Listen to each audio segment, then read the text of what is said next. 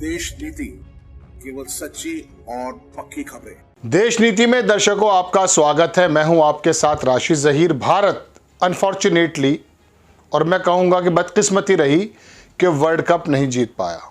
पूरे भारत की उम्मीदें थी कि किसी प्रकार से भारत तीसरी बार विश्व विजेता बन जाए। दुआएं चल रही थी। प्रधानमंत्री जी ने भी कह दिया था हम पहुंचने वाले हैं। मैंने आपको खबर भी बताई थी कि महुआ मोइत्रा ने एक बात लिखी थी कि एक बंदा रिहर्सल कर रहा है वर्ल्ड कप फाइनल स्पीच की। नाम नहीं दिया था। काफ़ी ज़्यादा ट्रोल हुआ, लेकिन एक बड़ी खबर मैं आपको ये बताता हूँ, दिल तोड़ने वाली। कपिल देव 1983 में जब पूरी दुनिया को चौंकाते हुए वेस्ट इंडीज़ को फाइनल में हराया था और भारत को पहली बार विश्व विजेता बनाया था, उस समय कपिल डेविल के नाम से पूरी दुनिया के अंदर मशहूर हो गए थे। कपिल देव क्रिकेट का नाम, दर्शकों मेरी उम्र तो रही उस समय, मैं आपको बताऊं कि क्रिकेट का नाम कपिल से था। कपिल देव पूरी भारत के स्टार बन गए थे और स्टार हैं, और उनकी सभ्यता, उनके बोलने चालने का अंदाज से पूरी दुनिया वाकिफ़ है। तकलीफ़ में भर गए उस वक्त जब उनको इस तकरीब में, इसी प्रोग्राम में जो फाइनल था वहाँ पर बुलाया नहीं गया। क्या इसकी वजह थी? क्या इसकी वजह यह थी कि पिछले दिनों कुछ खिलाड़ियों के पक्ष में आकर खड़े हो गए थे। प्रधानमंत्री मोदी जी और भारतीय जनता पार्टी की सरकार क्या तमाम चीज़ों को भुला करके ये बताना चाहती है कि अगर आपने जीवन में कभी भी कोई शब्द कहा है तो हम आपको इस प्रकार से दरकिनार कर देंगे, दर्शक मंडल में डाल देंगे। बॉलीवुड के जितने अदाकार थे, आप देखते हैं कि पहले अपनी मुखरता से बात रखते थे, लेकिन आज बॉलीवुड के अदाकार चाटुकारिता की हद में तल्लीन हैं। पत्रकारों को तो छोड़ दीजिए, लेकिन कपिल देव के बारे में क्या कहा कपिल देव ने, मैं आपको पूरी चीज़ से दिखाता हूं आपको स्क्रीन पर। धीरे धीरे आप देखेंगे दर्शकों, एक जगह लिखा है कि 30 seconds video will break your heart into pieces. आपके दिल को टुकड़ों में तब्दील कर देगा ये 30 सेकंड का वीडियो, जो मैं नहीं दिखा सकता। अपने अल्फाजों से अक्कासी करने की कोशिश करता हूँ। कपिल देव से पूछा गया आप वहां गए नहीं? उन्होंने कहा आपने बुला लिया, आ गए। उन्होंने नहीं बुलाया, नहीं गए। एक सादा ऐसा अल्फाज, ऐसा सेंटेंस उसके मुंह से निकला जो हर भारतीय के दिल पर लगने वाली बात हो सकती है। Kapil Dev world cup winning captain was not invited for India versus Australia final at Narendra Modi stadium by BCCI. Jay Shah के बेटे जयशाह देखते हैं ना इसको। बीसीसीआई ने कपिल देव को इन्वाइट ही नहीं किया। कप्तान थे 1983 में जब जीती थी team. Jay Shah lead BCCI had all the time to arrange publicity. अब छोड़िए क्या क्या शब्द इस्तेमाल, but left the real champ. मतलब प्रधानमंत्री जी के बारे में कुछ इशारा दिया गया है कि उनको बुलाया गया है, लेकिन अब ये दर्शकों बैठे हुए अपना दर्द बता रहे हैं। अगर हमारे एडिटर समझेंगे तो आपको छोटा सा दर्द दिखाने की कोशिश करेंगे, वरना पूरा देश तो इस दर्द से वाकिफ है ही। जवाहर सिरकार लिखते हैं कि tribal is insensitive of Jay Shah and BCCI. Insult to India's classic World Cup victory and its hero. What else can one expect from an uneducated, uncouth Gujarat is everything lot. अब दर्शकों बात यह है कि जब से ये Gujarat lobby या गुजरात के लोगों का जिस प्रकार से भी हुआ है वो आप जानते हैं। टाइम्स नाउ ने छापा, उन्होंने नहीं बुलाया।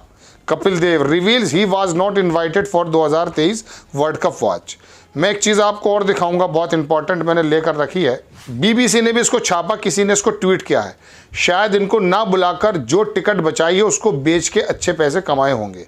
क्या कहा कपिल देव ने बीबीसी के अनुसार? मुझे नहीं बुलाया, मैं नहीं गया। मैं तो चाहता था कि पूरी 1983 वाली टीम को भी बुला लेते और भी बेहतर होता, लेकिन इतना काम चल रहा है, इतने लोग हैं और जिम्मेदारी है, कभी कभी लोग भूल जाते हैं। इसका बड़प्पन देखा इस शख्स का, कभी कभी लोग भूल जाते। 1,30,000 लोग वहाँ बैठे थे। क्या 11, 12, 10, 5 और खाली कपिल देव को नहीं बुलाया जा सकता था? एक चीज़ मैं आपको और दिखाता हूँ, मैंने कहीं लेकर रखी थी, और वो एक्चुअली दिल तोड़ने वाली बात यह है कि किसी ने कहा कि क्या कपिल देव को इस वजह से नहीं बुलाया गया। देखिए, विल्फ्रेड क्वाराडोस हैं, उन्होंने लिखा Kapil Dev had raised his voice for the women wrestlers. Women wrestlers के लिए जो आवाज़ उठाई थी कपिल देव ने, now he has been sidelined by Sanghis running the show. अब उनको साइडलाइन कर दिया गया है। किसके माध्यम से? वो लिखते हैं संगीज। बात यह दर्शकों कि अगर आपके खिलाफ आपसे सवाल पूछने की कोई जसारत कर लेता है, जुर्रत कर लेता है, तो आपकी आंखों में वो किरकिरी बन जाता है। कपिल देव का पूरा व्यक्तित्व दर्शकों अगर आप देखेंगे, वो कभी कपिल शर्मा के शो में या टीवी पे जब भी आए, उनकी सभ्यता, उनकी परवरिश उनके शब्दों से दिखाई देती है। इतने शांत स्वभाव के, इतने प्यारा बोलने वाला वो व्यक्ति जिसने कभी कोई भी ऐसी बात नहीं कही है कि जिसकी वजह से किसी का मन दुखे, किसी को तकलीफ में आ जाए, कोई वर्ग खिलाफ हो जाए। हाँ, खिलाड़ियों के लिए ज़रूर बोल पड़ा था, लेकिन जब खिलाड़ियों को ज़मीन में घसीट करके ले जाया जा रहा था अमित शाह की पुलिस के माध्यम से, तो क्या उस समय एक खिलाड़ी का बोलना जुर्म था?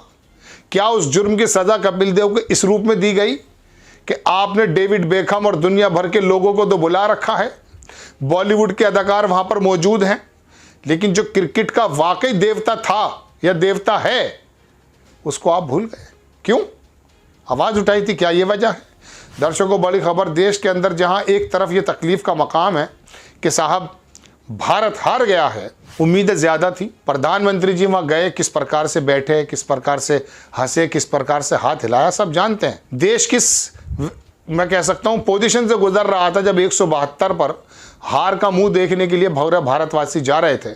उस समय भी पीआर का इतना ध्यान रखा गया कि अमित शाह के बराबर में बैठे हुए हमारे मोदी जी हाथ हिलाना है। हमारा तो हंसने का बिल्कुल मन नहीं था, देशवासियों का भी नहीं था।